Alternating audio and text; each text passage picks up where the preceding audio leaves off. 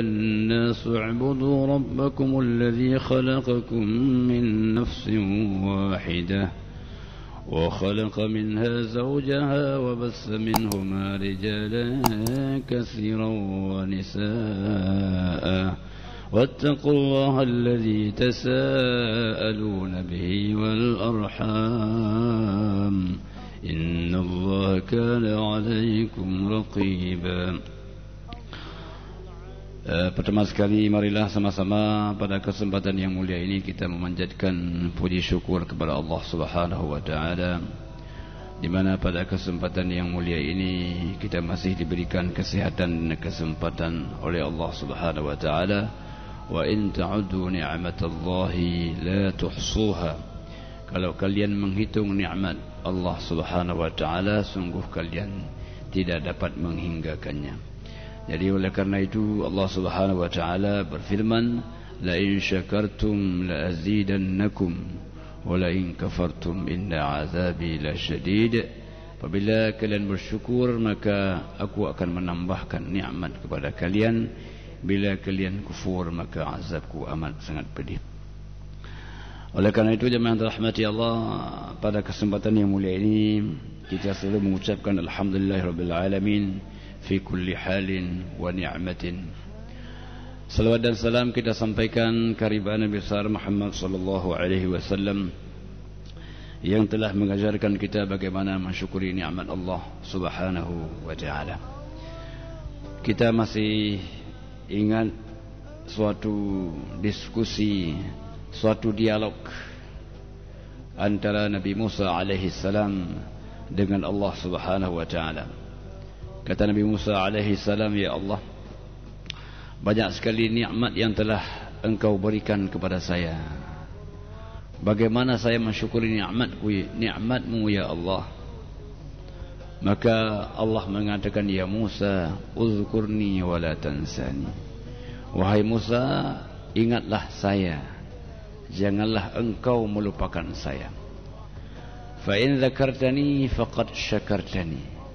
Ketika kau ingat akan saya, itulah bermakna engkau telah mensyukuri saya. Wala in nasitani faqad kafartani.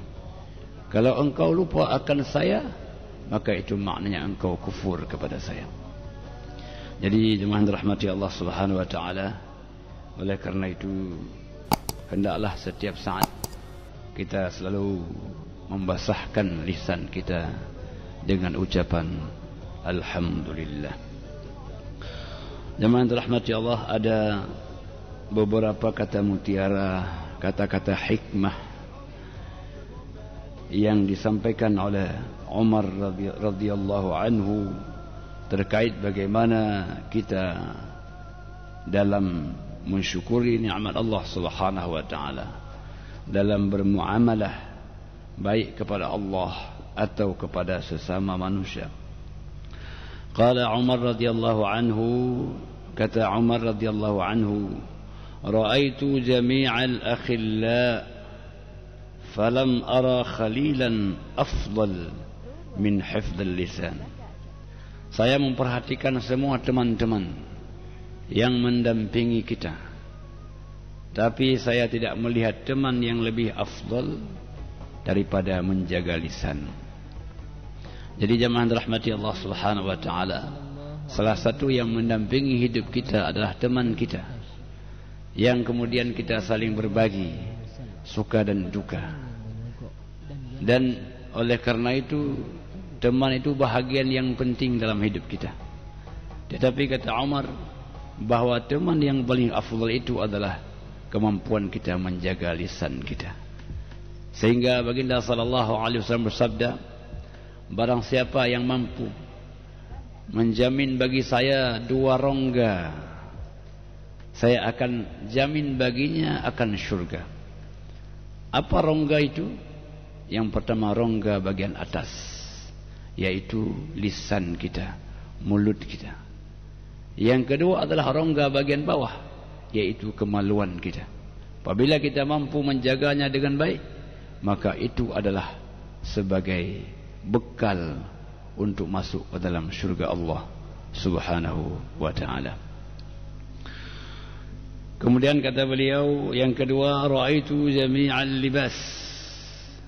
Saya memperhatikan warna-warni pakaian yang dipakai oleh manusia yang beragam pakaiannya. Falam ara libasan afdal minal wara'. Tapi saya tidak melihat pakaian yang lebih afdal dibandingkan dengan sifat al-wara'. Wara' ini adalah pakaian yang menjaga diri kita dari perbuatan yang tidak baik, dari perbuatan dosa-dosa. Maka Allah Subhanahu wa taala berfirman, "Wasiyabaka fatahhir." Dan hendaklah sucikan pakaian. Bagaimana kita sucikan pakaian kita? Yang pertama, bagian luar kita bersih, indah, enak dipandang, harum wanginya. Itu pakaian luar. Lalu kita bersihkan pakaian dalam sebagai majazinya, sebagai metafornya. Apa pakaian dalam? Kita bersihkan hati kita. Dengan hati yang bersih, kita dapat senyum, kita dapat bahagia, kita dapat gembira.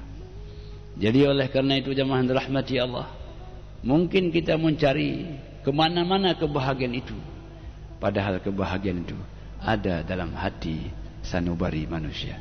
Bila hatinya bahagia, maka dia akan bahagia. Tapi bila hatinya tidak bahagia, maka susah untuk memperoleh kebahagiaan. Jadi menyenangkan hati, menenangkan hati, itu adalah punca dan puncak kebahagiaan. Karena hati adalah lautan yang tiada bertepi. Kata orang, sedalam lautan dapat diduga, di dalam hati siapa tahu. Jadi oleh karena itu jemaah yang dirahmati Allah, menjaga hati. Maka dalam Al-Quran banyak ayat menjelaskan tentang hati. Ala bi dzikrillahi tatma'innul qulub. Ingatlah, dengan selalu berzikir kepada Allah akan memberikan ketenangan kepada hati. Jadi dengan ketenangan hati akan memperoleh kebahagiaan badan, kebahagiaan dimanapun kita berada. Alangkah bahagianya orang walau rumahnya tidak begitu besar, tapi hatinya sangat lapang, maka dia akan peroleh kebahagiaan. Walaupun makanannya tidak begitu enak, tapi dengan hatinya enak, maka dia pun akan merasa enaknya makanan itu. Dia mampu mengucapkan alhamdulillahilladzi at'amani wa saqani wa ja'alani minal muslimin. Segala puji Allah yang telah memberikan makan, minum, dan telah menjadikan saya sebagai orang yang menyerahkan diri kepada Allah Subhanahu wa ta'ala. Jemaah rahmati Allah Subhanahu wa ta'ala.